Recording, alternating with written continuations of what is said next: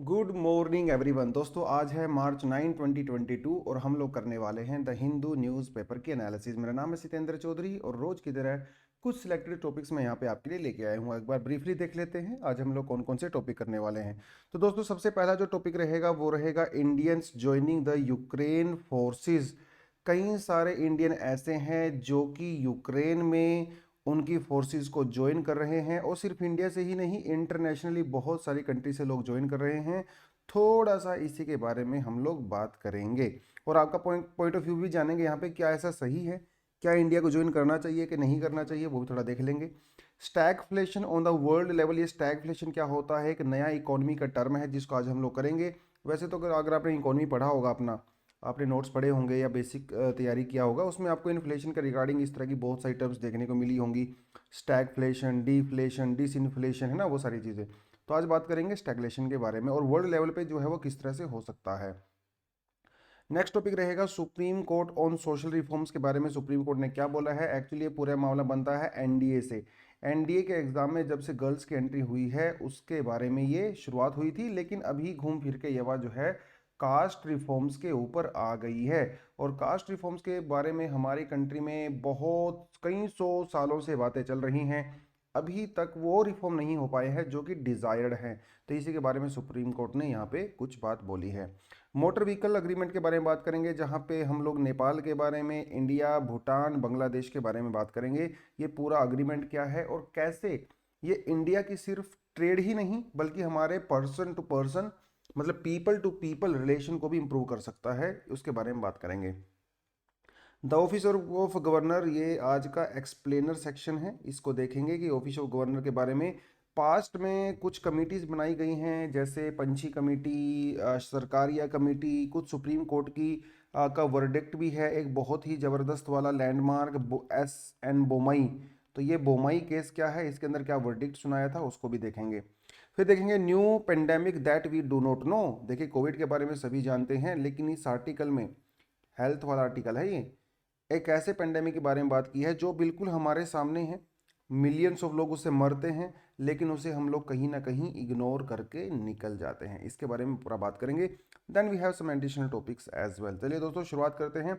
आप sorry, comment section में बहुत बढ़िया कमेंट करते हो, आप बहुत अप्रिशिएट करते हो। कई स्टूडेंट तो ऐसे लिखते हैं कि सर उनकी मॉर्निंग तब तक गुड नहीं होती जब तक वो प्रेप आईएएस का न्यूज़पेपर का एनालिसिस नहीं देख लेते हैं।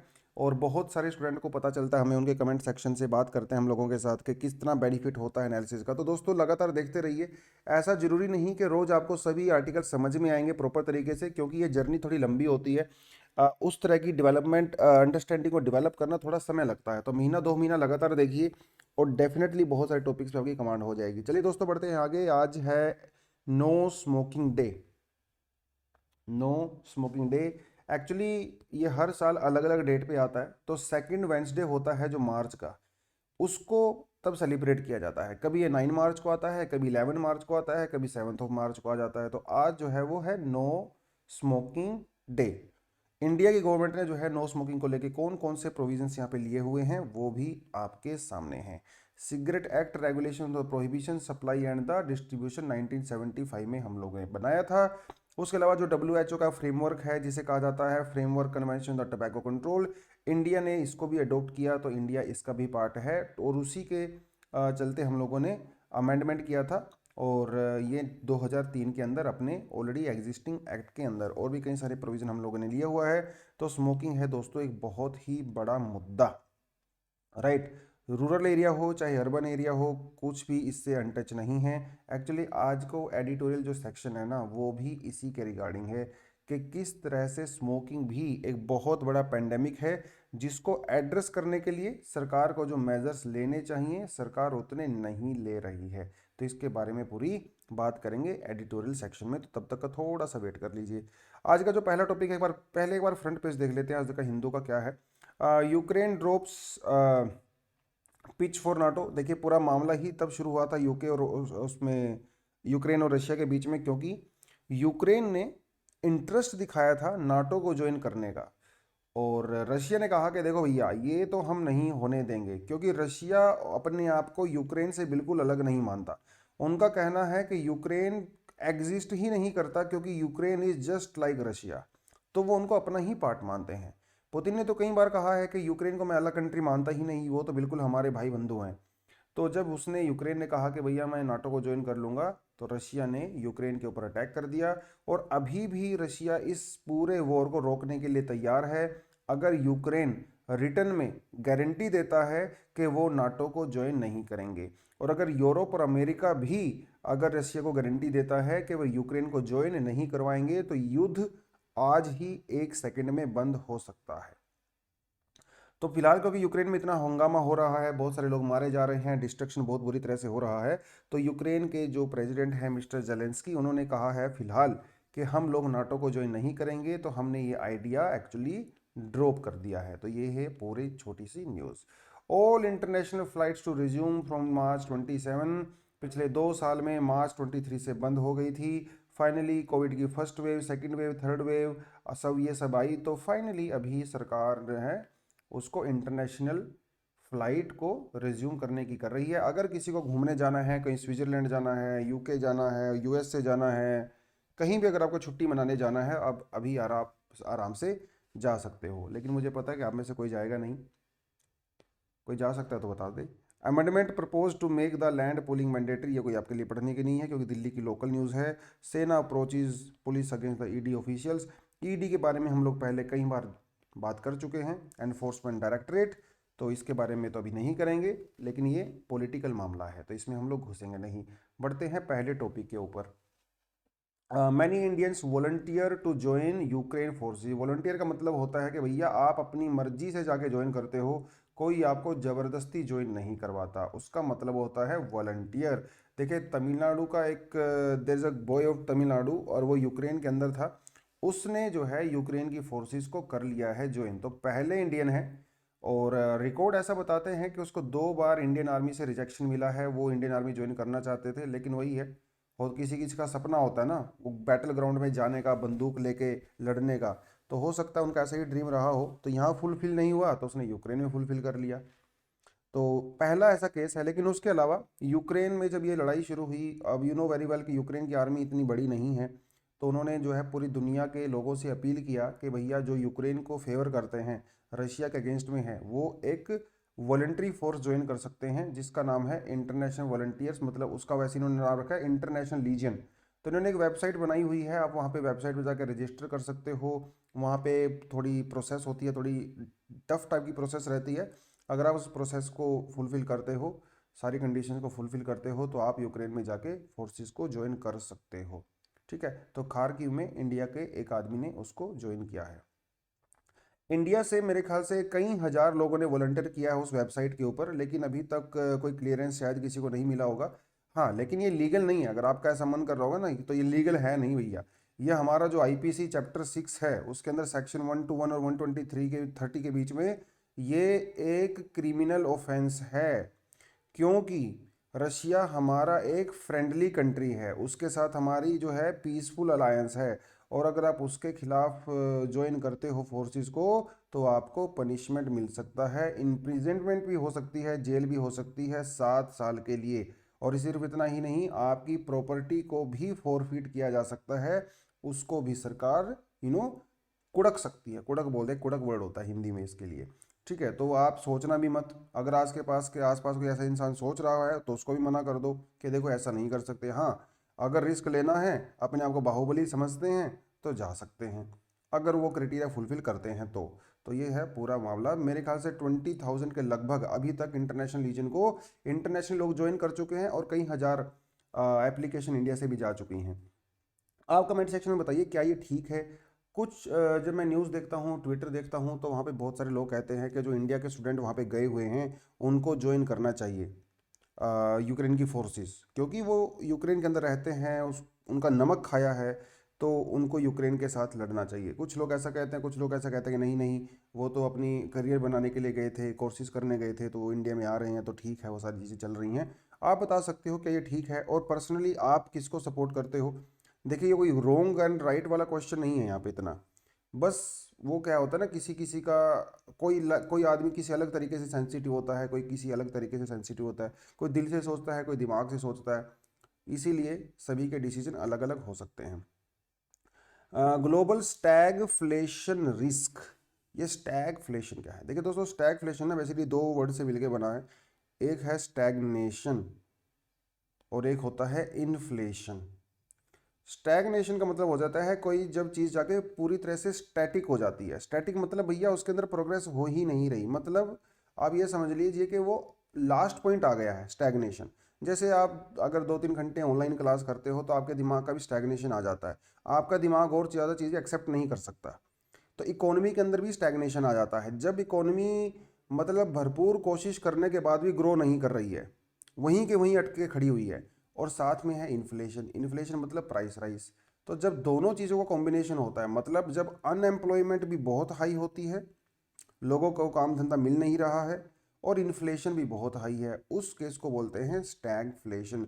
तो दुनिया में इस तरह जो इस समय स्टैगफ्लेशन वाला माहौल बन रहा है यूक्रेन और रशिया के वजह से। क्योंकि एक तो आपको पता है कि दुनिया का 24-25% जो वीट है और कॉर्न है वो रशिया और यूक्रेन ही पैदा करता है। तो डेफिनेटली यहाँ पे जो कमोडिटी प्राइस है वो तो राइज होंगे ही होंगे।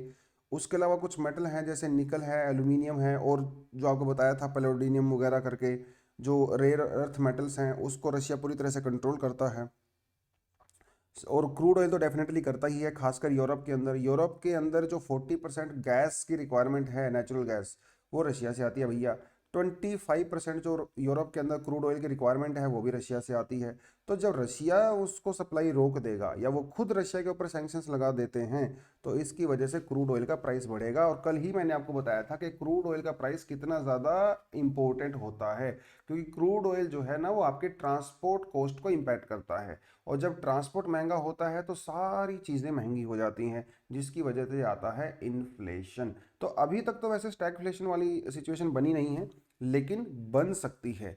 क्योंकि पिछले 2-2.5 साल से आप लगातार कोविड की वजह से देख ही रहे हो, वर्ल्ड इकॉनमी ऑलरेडी बहुत डाउन जा रही थी, गई हुई है, लेकिन इसकी वजह से अभी पेंडेमिक, इस कन्फ्लिक्ट की वजह से और ज़्यादा डाउन जाएगी। तो ऐसा हो सकता है कि स्टैगफ्लेशन वाली सिचुएशन बन सकती है, जब अनएम्प्लॉयमेंट बहुत हाई होगी और प्राइस भी बहुत ज़्यादा हाई होगा।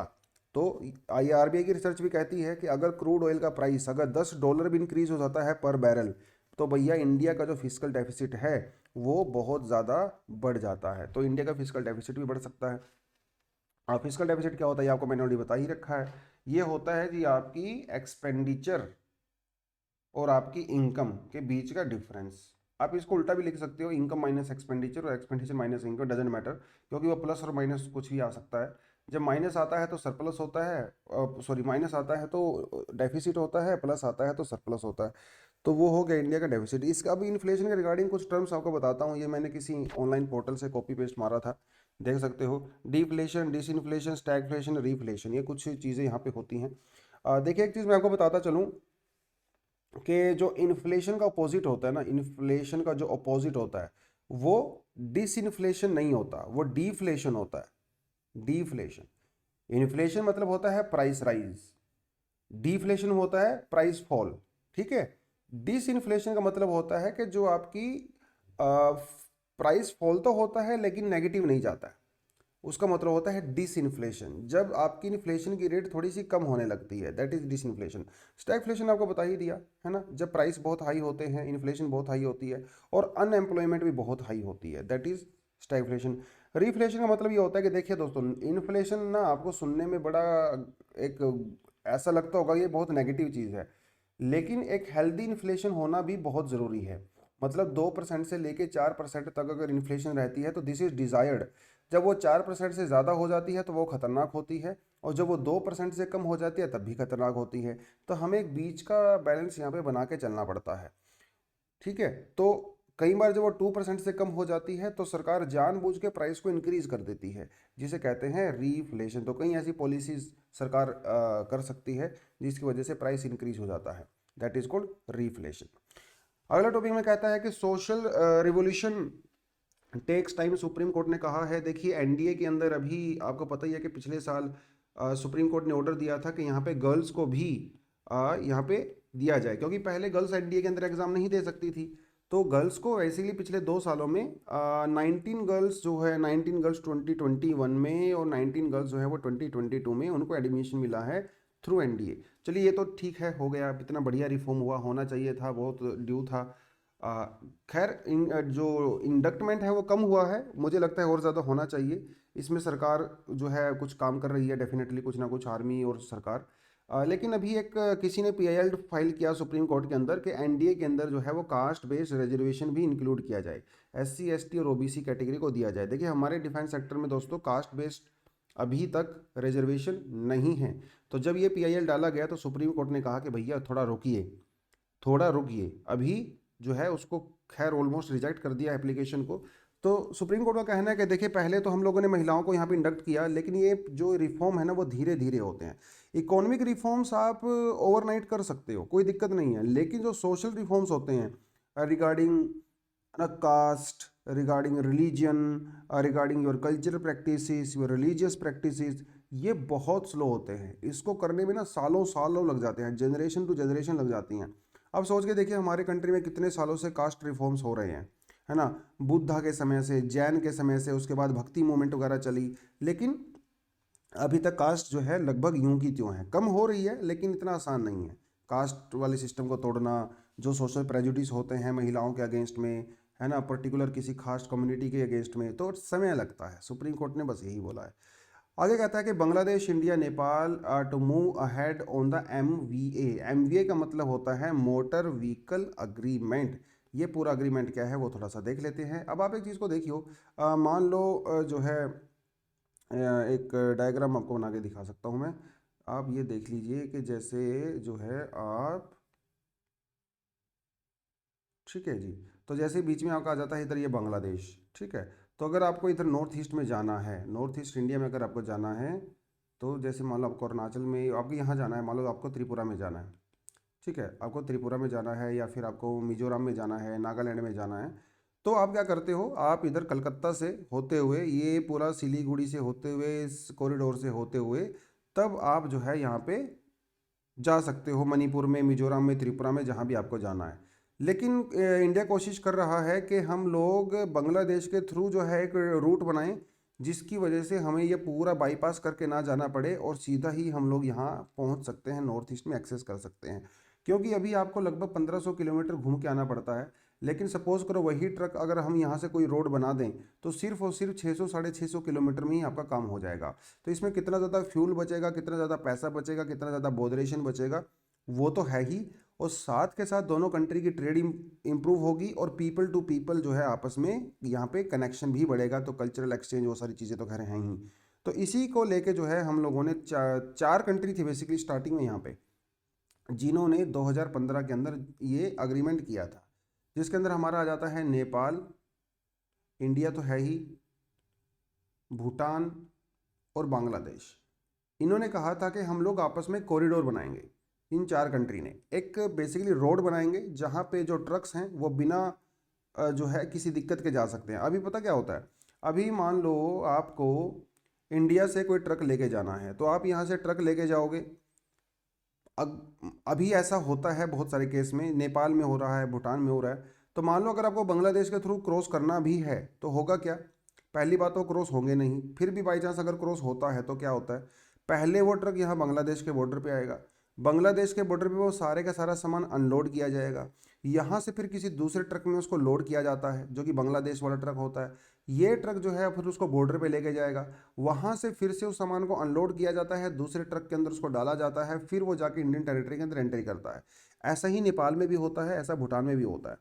तो इससे बहुत ज़्यादा समय वो वेस्ट हो जाता है, ठीक है। इसे कहते हैं ट्रांसशिपमेंट। ट्रांसशिपमेंट, जो कार्गो होते हैं, सामान होता है, वो इसी तरह से चलता है। तो अगर ये कॉरिडोर आपने बना दिया तो आपको ये सब करने की जरूरत नहीं पड़ेगी, और डायरेक्टली उसको लेके जा सकते। तो उस केस में पता है क्या होगा, उस केस में ये जो ट्रक इंडिया से जा रहा है इसको इलेक्ट्रॉनिकली सील किया जाएगा, इलेक्ट्रॉनिकली। तो उस जब वो इलेक्ट्रॉनिकली कोई सील होता है ना ट्रक, तो जितनी बार भी उसका सामान आप लोडिंग करोगे, अपलोडिंग करेंगे, तो ऑफिशियल से उसका रिकॉर्ड तुरंत के तुरंत मिल जाता है। तो इंडियन ट्रक ही जो है वो बांग्लादेश के टेरिटरी के अंदर एंट्री करेगा, यहाँ पे आपको ई सर्टिफिकेट लेना पड़ेगा। आप आराम से बांग्लादेश से होते हुए जा सकते हो, बार बार आपको लोडिंग अपलोडिंग करने की ज़रूरत नहीं पड़ेगी। और बीच में आप कोई भी सामान मान लो चेकिंग के लिए आपने खोला तो तुरंत जो है वो इलेक्ट्रॉनिक सेंसर के थ्रू वहाँ पे इंफॉर्मेशन पहुँच जाती है। तो एकदम सीमलेस काइंड ऑफ नेटवर्क हमारा यहाँ पे बन सकता है। लेकिन अनफॉर्चुनेटली भूटान अभी इसका हिस्सा नहीं है। भूटान ने कहना है कि भैया ये सस्टेनेबल नहीं है और ये एनवायरनमेंट फ्रेंडली भी नहीं है। आपको पहले से ही पता है कि भूटान दुनिया का एक ऐसा कंट्री है जो कि नेगेटिव कार्बन फुटप्रिंट जनरेट करता है, मतलब कार्बन नेगेटिव कंट्री है, कार्बन नेगेटिव कंट्री है।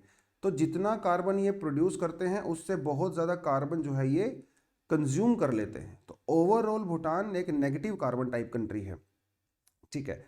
तो भूटान चाहता है कि उसकी इमेज खराब ना हो, वो अपने एनवायरनमेंट को बहुत ज़्यादा प्रोटेक्शन करते हैं, बहुत ज़्यादा प्रेफरेंस देते हैं।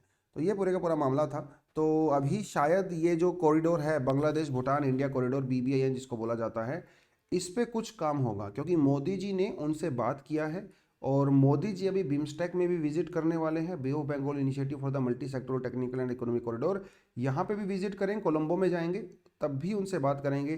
तो कुछ सालों से ये बिल्कुल ठंडा पड़ रहा गया था मामला, खासकर कोविड के समय में। अभी दोबारा से इसको इनिशिएटिव लेने की हम लोग बात कर रहे हैं, ठीक है। इसका कई सारे बेनिफिट होंगे, वो ऑलरेडी आपको मैंने बता ही दिया है। बाकी बिम्स्टेक के बारे में थोड़ा अगर आपको जानना है वो भी आप जान सकते हो। अलग से स्लाइड मैंने आपके लिए ऐड कर दी है अबाउट बिम्स्टेक। कब स्टार्ट हुआ, कौन कौन से कंट्रीज़ के अंदर हैं, नई नई कंट्री कब ऐड हुई हैं, जैसे नेपाल भूटान 2004 में ऐड हुए थे। उससे पहले बैंकॉक डिक्लेरेशन में 1997 में इसको डिक्लेयर किया गया था। फिलहाल इसके अंदर 7 मेंबर हैं, Bangladesh Bhutan India Nepal Sri Lanka and Myanmar and Thailand. देखिए नाम में ही लिखा हुआ है ना, बांग्लादेश है, इंडिया है, म्यांमार है, श्रीलंका है, थाईलैंड है और इकोनॉमिक कॉरिडोर। पहले तो ये इकोनॉमिक कॉरिडोर हुआ करता था, बाद में इसका नाम चेंज कर दिया हम लोगों ने, जब इसके अंदर हम लोगों ने जो है नेपाल और भूटान को भी ऐड किया, तब हम लोगों ने इसका नाम चेंज कर दिया multi sectoral economic corridor and all that, ठीक है। तो बस ये थोड़ा सा आप यहाँ पे इसको पढ़ सकते हो अगर आपको पढ़ना है तो। Struggle for the China varsity student, सीधे वर्सिटी का मतलब है यूनिवर्सिटी। आप सबको पता है कि बहुत सारे इंडियन स्टूडेंट वो चाइना के अंदर MBBS करने गए हुए थे। पिछले 2 साल से वो इंडिया में आए हुए हैं, तब से चाइना ने जो है वो कॉलेज ओपन नहीं किए हैं, तब से वो लोग इंडिया में ही हैं, ना उनको बुला रहे हैं और ना ही बुलाने का कोई चांस नज़र आ रहा है अनफॉर्चुनेटली। तो इतना सारा पैसा और समय खर्च करने के बाद भी उनका करियर अभी डामाडोल चल रहा है। वो लगातार अपनी यूनिवर्सिटीज़ को फ़ोन कर रहे हैं, वहाँ से कोई पॉजिटिव रिस्पॉन्स नहीं है। और ये मामला सिर्फ अभी कोविड का ही नहीं रह गया, क्योंकि इंडिया ने बहुत सारी चाइनीज़ एप्लीकेशन को जो है ऐप स्टोर से हटा दिया है। तो हो सकता है उसके रिएक्शन में भी चाइना ने ये एक्शन लिया हो। हालांकि चाइना ने डायरेक्टली ऐसा कहा नहीं, लेकिन कुछ एक्सपर्ट का कहना है कि शायद ऐसा भी हो सकता है। तो उनको थोड़ा सा दिक्कत है। इंडियाज डायमंड इंडस्ट्री में lose sheen on the conflict. देखिए क्या कहता है भैया, इंडिया में जो है दुनिया के सबसे ज़्यादा डायमंड्स जो कि रफ डायमंड होते हैं उनको इंडिया में प्रोसेस किया जाता है, उनको पॉलिश किया जाता है। और ये सिर्फ छोटे वाले डायमंड जो रफ डायमंड होते हैं, जो बड़े डायमंड होते हैं सबसे प्रेशियस डायमंड होते हैं वो बेल्जियम के अंदर किए जाते हैं। तो इंडिया के दोस्तों जो डायमंड इंडस्ट्री है वो कम से कम $24 बिलियन की इंडस्ट्री है, बहुत बड़ी इंडस्ट्री है। और सूरत जो है वो इसका एक फोकस पॉइंट है, एपिक सेंटर है। और आज से नहीं भैया, बहुत सालों से सूरत में डायमंड इंडस्ट्री वर्ल्ड फेमस है। अब बात ये उठती है कि अभी ये इसका यूक्रेन का रशिया से क्या फ़र्क पड़ने वाला है। इससे बिल्कुल फ़र्क पड़ेगा, क्योंकि दुनिया की सबसे बड़ी जो डायमंड माइनर कंपनी है वो है अल्रोसा। देखिए हमें लिखा हुआ है अल्रोसा, ये जो कि दुनिया के 30% रफ डायमंड्स को ग्लोबली एक्सपोर्ट करता है और इंडिया इसका एक बहुत बड़ा कस्टमर। तो डेफिनेटली जब यूक्रेन और रशिया के क्राइसिस के बाद अभी यूक्रेन और रशिया की बहुत सारी कंपनीज के ऊपर जब सैंक्शंस लगा दिए गए हैं, तो डेफिनेटली इंडिया का ऊपर इसका फ़र्क पड़ सकता है। क्योंकि स्विफ्ट के से जो है कुछ बैंकों को डीलिस्ट कर दिया गया है, जो कि रशिया में इसी वजह से उन बैंकों के साथ ट्रांजैक्शन करने में दिक्कतें आ रही हैं। अभी तक खैर ये अल्सोरा वाली दिक्कत आई नहीं है, लेकिन फ्यूचर में ऐसा हो सकता है कि ये दिक्कत भी आ जाए। तो इंडिया की जो डायमंड इंडस्ट्री है उसके ऊपर फिलहाल तो डायरेक्ट नज़र नहीं आ रहा है, लेकिन हो सकता है आने वाले कुछ हफ्तों में इसके ऊपर इम्पैक्ट नज़र आए। आगे बढ़ते हैं दोस्तों। कहते हैं Biden bans Russian oil import to the US. आप सभी को पता है कि रशिया दुनिया का सबसे बड़ा ऑयल एक्सपोर्टिंग कंट्री है, और ये सिर्फ यूरोप में ही नहीं करता भैया, ये यूएसए के अंदर भी एक्सपोर्ट करता है। यूएसए की जो टोटल ऑयल रिक्वायरमेंट है उसका लगभग 8% वो रशिया से आता है।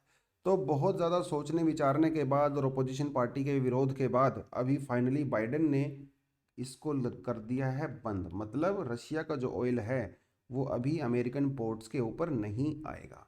हालांकि सिर्फ 8% है अमेरिका के हिसाब से, लेकिन रशिया के हिसाब से ये बहुत ज़्यादा है, क्योंकि रशिया की 60% जो इकोनॉमी है वो नेचुरल गैस और ऑयल के ऊपर ही डिपेंड करती है। जस्ट लाइक सऊदी अरेबिया, उनकी तो 60% से भी ज़्यादा करती है। तो डेफिनेटली रशिया हिट होगा यहाँ पे। और अमेरिका जो है वो लगातार अपने यूरोप वाले दोस्तों से भी कह रहा है कि भैया आप भी ऐसा कर दीजिए। हालांकि वो नहीं कर सकते ऑफ कोर्स, क्योंकि वो तो टोटली डिपेंड करते हैं रशिया के ऊपर। यूके शायद कर सकता है, क्योंकि यूके की सिर्फ 6% जो रिक्वायरमेंट है वो फुलफिल होती है यूक्रेन और रशिया से। हो सकता है करे, लेकिन जर्मनी को तो आप बिल्कुल भी नहीं कह सकते। जर्मनी तो टोटली डिपेंड करता है, और बाकी ईस्टर्न यूरोपियन कंट्रीज तो 100% डिपेंड करती हैं रशिया के ऊपर। तो देखना रहेगा इंटरेस्टिंग ये फ्यूचर में क्या रहने वाला है। The office of the governor हमेशा न्यूज़ में रहता है, फिर से न्यूज़ में है। क्यों न्यूज़ में है, क्या न्यूज़ में है? क्योंकि कई सारे गवर्नर ऐसे हैं हमारे स्टेट में, नाम लेने का कोई फ़ायदा है नहीं, जो कि वहाँ की जो लेजिस्लेटिव काउंसिल्स हैं, लेजिस्लेटिव जो असेंबली हैं, उनके खिलाफ जो हैं भर भर के गालियाँ देते हैं। और पहले ऐसा होता था, 1990s में भी हालत काफ़ी ख़राब थी गवर्नर और स्टेट को लेके। अब दोबारा से माहौल थोड़ा सा ख़राब चल रहा है। गवर्नर जो हैं वो सीधे सीधे मीडिया में आ रहे हैं और बयान दे रहे हैं, कुछ भी वहाँ के सीएम के अगेंस्ट, वहाँ के एमएलएज के अगेंस्ट कुछ भी बोल रहे हैं। तो उसी को लेके गवर्नर का जो ऑफिस है ना, ये रहता है लगातार न्यूज़ के अंदर। और यूपीएससी में कई बार यहाँ से क्वेश्चंस लगातार पूछे गए हैं, तो उसी के बारे में है ये। जब हमारी कॉन्स्टिट्यूशन बना रहे थे हम लोग, तो शुरू में जब हम लोगों ने ड्राफ्ट बनाया था, तो पहले तो ड्राफ्ट बनाते हैं ना। ड्राफ्ट के बाद उसको अमेंडमेंट वगैरह करके उसको मॉडिफाई करके फाइनल कॉन्स्टिट्यूशन बनाया जाता है। तो जो ड्राफ्ट बनाया था हम लोगों ने 1931 में, आर्टिकल 1930 जो 131 था वो कहता था कि गवर्नर को जो है इलेक्टेड होना चाहिए, जस्ट लाइक सीएम।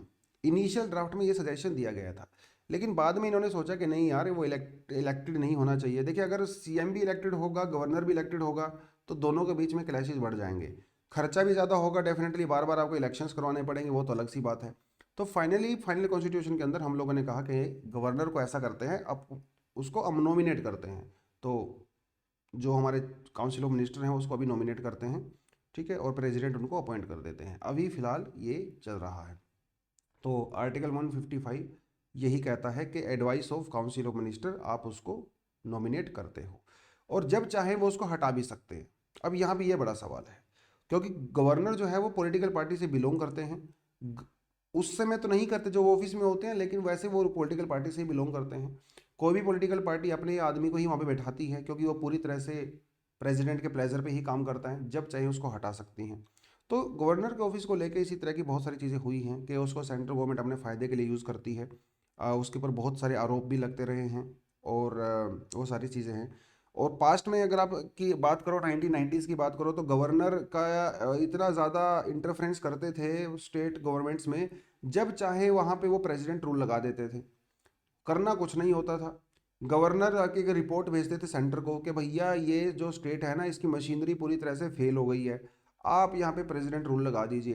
तो अगर आप पंजाब को देखो, तमिलनाडु को देखो, तो यहाँ पे आप ये समझ लीजिए कि साल भर में मोस्टली समय यहाँ पे प्रेसिडेंट रूल लगा रहता था। इतना ज़्यादा मिसयूज़ करती थी उस समय सरकारें गवर्नर के ऑफिस को। बाद में ये मामला जब सुप्रीम कोर्ट में गया, तब इसमें थोड़ा सुधार हुआ, उसके बारे में भी बात करेंगे। तो गवर्नर के ऑफिस के रिफॉर्म को लेके ये कैसे इसको सुधारा जाए, टाइम टू टाइम कई सारी रिपोर्ट्स बनी, टाइम टू टाइम कई सारे कमीशंस बने, जिनमें जो सबसे इंपॉर्टेंट आता है वो आता है सरकारिया कमीशन।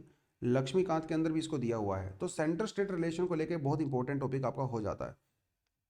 सरकारिया कमीशन ने ये चीज़ रिकमेंड किया था कि जो गवर्नर होता है ना किसी भी स्टेट का, वो उस गवर्नर जो है वो उस स्टेट का नहीं होना चाहिए, उसको दूसरे स्टेट से होना चाहिए। पहली बात तो ये। दूसरी बात ये है कि वो जो गवर्नर होता है वो एक एक्टिव पॉलिटिक्स के अंदर भी इन्वॉल्व नहीं होना चाहिए, वो एक न्यूट्रल आदमी होना चाहिए ना यार, क्योंकि गवर्नर एक कॉन्स्टिट्यूशनल पोस्ट है, ऐसा सुप्रीम कोर्ट बार बार बोल चुकी है। गवर्नर कोई पॉलिटिकल पोस्ट नहीं है कि वो पॉलिटिकल पार्टी से हो। न्यूट्रल होना चाहिए, उस स्टेट के बाहर से होना चाहिए, ऐसा सरकारी कमीशन ने एक्चुअली इसने बहुत सारे रिकमेंडेशन दिए थे, लेकिन ये रिकमेंडेशन काफ़ी ज़्यादा रेवोल्यूशनरी यहाँ पे था।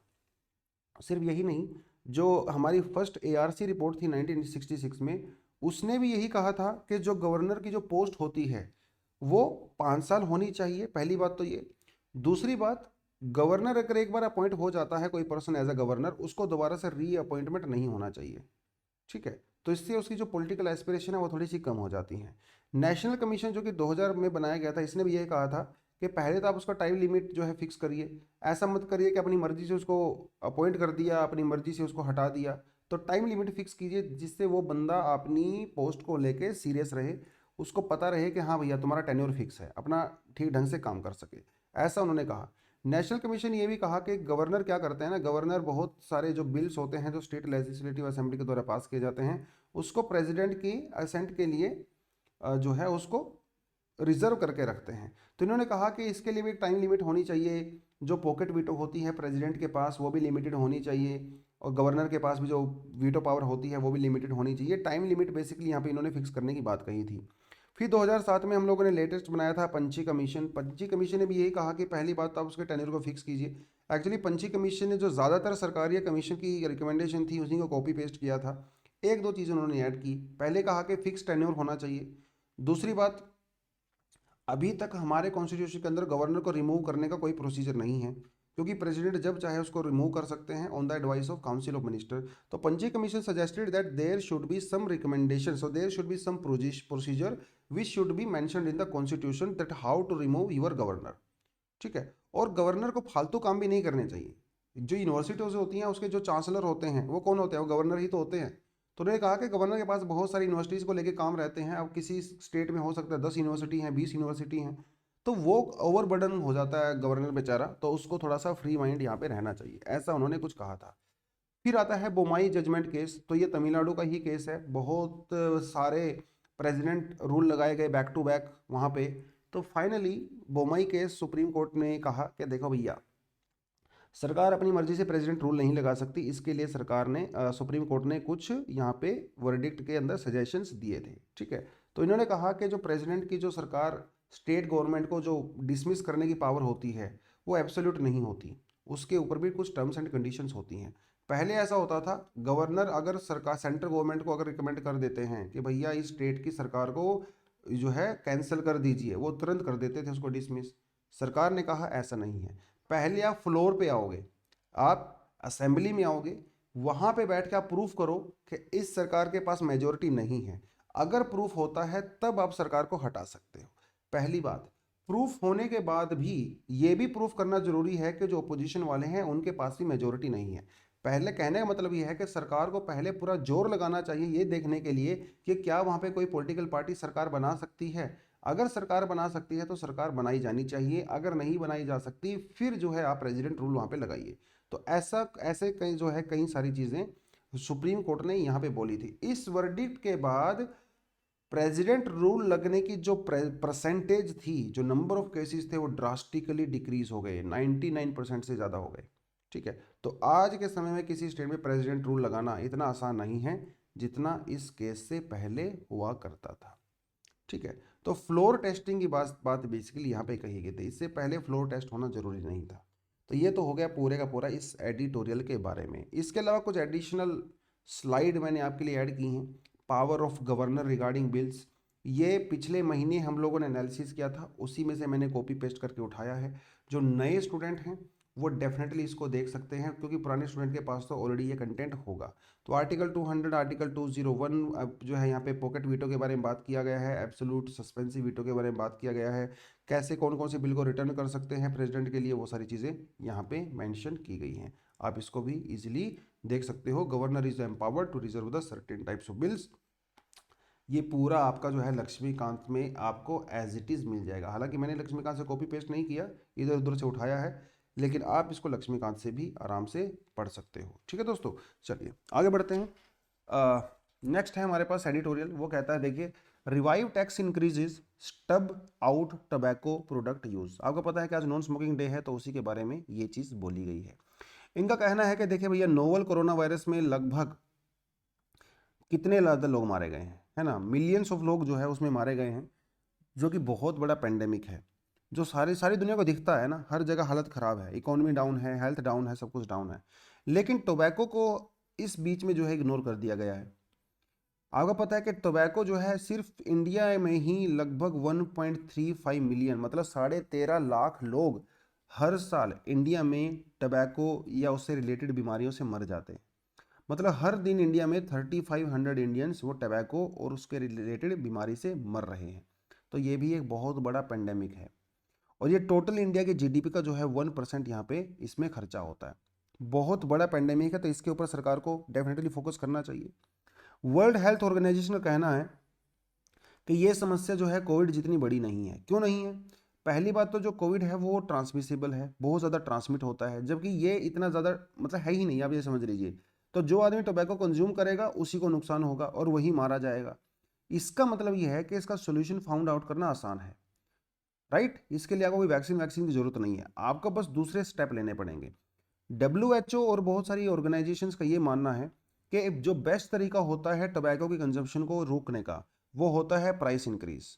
जो जो बीड़ी, सिगरेट, जर्दा, ये दुनिया भर की जो टोबैको प्रोडक्ट्स होते हैं ना, आप इनका प्राइस इंक्रीज कर दीजिए। प्राइस इंक्रीज करते ही लोग इनको कम यूज़ करना शुरू कर देते हैं, ऐसा इसका मानना है। इवन जो नए, जो अभी तक नॉन यूज़र्स हैं, जिन्होंने स्मोकिंग स्टार्ट नहीं किया है, वो भी डिस्करेज होते हैं अगर प्राइस बहुत महंगा होता है। आप ये समझ लीजिए, अगर आज कोई सिगरेट अगर 50 रुपए की आती है, तो डेफिनेटली जो पहले यूज़ कर रहे थे वो उसको यूज़ करना बंद कर देंगे, और जो नए यूज़र्स हैं जिन्होंने अभी तक यूज़ नहीं किया है तो वैसे ही डिस्करेज हो जाएंगे। तो ये जो टैक्स लगाते हैं ना टबैको के ऊपर, this is considered as the most cost effective measure to reduce the consumption of tobacco products. ऐसा इस आर्टिकल के अंदर कहा है कि बहुत सारी रिसर्च इस बात को सपोर्ट करती है। लेकिन प्रेजेंट सिनेरियो यहाँ पे क्या है? क्या सरकार इसमें सही कदम यहाँ पे उठा रही है? देखिए, जो रूल्स एंड रेगुलेशन इंडिया में बने हुए हैं वो तो मैंने आपको ऑलरेडी बता दिए सिगरेट और तंबाकू कंजप्शन के लिए। लेकिन जो टैक्सेशन को लेके है उसका इनका कहना है कि देखो भैया, इंडिया में पिछले 4 सालों में टबैको और टबैको प्रोडक्ट्स के बारे में कोई खास टैक्स इंक्रीज नहीं हुआ है जब से जीएसटी लागू हुआ है, ऐसा इनका कहना है। अपार्ट फ्रॉम दैट, इन्फ्लेशन बढ़ा है लेकिन सिगरेट का प्राइस नहीं बढ़ा है। तो अल्टीमेटली कहने का मतलब यह है कि जो सिगरेट पहले जितने पैसे की मिलती थी आज उससे सस्ती मिलती है, क्योंकि इन्फ्लेशन तो बढ़ा है लेकिन उसका प्राइस नहीं बढ़ा। लोगों की इनकम भी कुछ ना कुछ बढ़ी है लेकिन प्राइस नहीं बढ़ा। तो सिगरेट एक्चुअली अगर आप इफेक्टिवली देखो ना, सस्ती हो गई है, ये यहाँ पे बड़ी चीज़ है। तो होता क्या है, इससे जो नए कस्टमर्स हैं वो अट्रैक्ट होते हैं टबैको कंज्यूम करने को लेके, क्योंकि सस्ता मिल रहा है, राइट? तो यहाँ पे ये तो है ही, उसके अलावा जो सरकार को टैक्स रिवेन्यू में नुकसान हो रहा है वो एक अलग चीज़ है। तो देखिए, इसके फायदे हैं। इनका कहना है कि अगर आप टबैको टैक्स लगाते हो तो इससे सरकार का रिवेन्यू बढ़ेगा, जो लोग हैं वो कंज्यूम करना बंद कर देंगे, जिससे हमारे ओवरऑल जो कैंसर के केसेस या दूसरी जो बीमारियों के केस आते हैं वो कम होंगे। वो आपने मूवी देखी होगी मुकेश वाली, है ना, इसमें टार होता है, वो फिल्म होने से पहले शुरू होता है वो सब चीज़ें। दूसरी बात, जो रिवेन्यू सरकार को मिलेगा, इस रिवेन्यू को वो हेल्थ के ऊपर खर्चा कर सकती है, तो जिससे और हमारी कंट्री की जो हेल्थ है, पॉपुलेशन है, वो और ज़्यादा हेल्दी होगी और हमारी जीडीपी में और ज़्यादा कंट्रीब्यूट करेगी। इंटरेस्टिंगली जीएसटी के अंदर बीड़ी, जो कि रूरल एरिया में सबसे ज़्यादा लोग यूज़ करते हैं, बीड़ी के ऊपर कोई सेस लगाया ही नहीं गया। तो भैया जब आप क्यों नहीं लगा रहे हो, मतलब इसके पीछे सरकार ने कोई खास रीज़न भी नहीं बताया। लगाया जाना चाहिए। तो बीड़ी हो, चाहे सिगरेट हो, चाहे दूसरे टबैको प्रोडक्ट्स हों, इनको इस समय टैक्सेशन की रिक्वायरमेंट है। The aim should be to arrest the increasing affordability of tobacco products in India and also rationalise tobacco taxation under the GST. मतलब जीएसटी के अंदर जो टबैको के जो टैक्स है उसको इंक्रीज किया जाना चाहिए। उसके अलावा जो सस्ती हो रहे हैं टबैको प्रोडक्ट्स, उनको उस प्रॉब्लम को भी यहाँ पे एड्रेस करने की ज़रूरत है। तो ये तो हम लोग ऑलरेडी कर चुके हैं। तो यही था दोस्तों आज के लिए। बाकी कुछ एडिशनल आर्टिकल आपको दिया हुआ है। श्रीलंका लोजिस टस्कर राजा, ठीक है, तो ये एलिफेंट था वहाँ पे, इसकी अल्टीमेट बेचारे की डेथ हो गई है 1954 में जो है। इसका जन्म हुआ था मैसूरू के अंदर। बाद में जो है इसको श्रीलंका को गिफ्ट दे दिया था। तो 2021 में जो है मतलब this is one of the oldest tusker, मतलब एलिफेंट की आप बात कर सकते हो, जो कि जिसके टस्क होती हैं, है ना, ये हाथी दांत होते हैं। तो इनकी जो है डेथ हो गई and it is considered as a national treasure. India China to hold fresh talks, ठीक है, ये तो बातचीत होती रहती है, कितनी इसको हम लोग पढ़ेंगे। यही था दोस्तों आज के बारे में। लेकिन जो स्टूडेंट हमारे यहाँ पे नए हैं उनको बता देता हूँ कि हम लोग ने अपना फाउंडेशन कोर्स भी लॉन्च किया है। 30 अप्रैल से पहला हमारा बैच लॉन्च होगा, उसके बाद हम लोग दूसरा बैच भी शायद लॉन्च करेंगे मई जून में। तो अगर आपको एडमिशन लेना है 2023 के लिए तो आप डेफिनेटली यहाँ पे ले सकते हो। बहुत सारे 1000+ आवर्स की हमारे यहाँ पे क्लासेस रहेंगी। प्रीलिम्स, मेंस और एस्से टेस्ट सीरीज रहेगा। मतलब ये है कि हम लोग पिछले 1 साल से इसको प्लान कर रहे थे। फाइनली सारी चीज़ों को ध्यान में रखते हुए हम लोगों ने इसको लॉन्च किया है। और आपको बस चिंता करने की ज़रूरत नहीं है। आप आइए क्लास में, अपने प्रॉपर नोट्स बनाइए, टीचर से डाउट क्लियर कीजिए और अपनी जर्नी को एक स्टेप क्लोज लेके चलिए। दोस्तों आज के लिए इतना ही। Thank you very much, all the best and जय हिंद।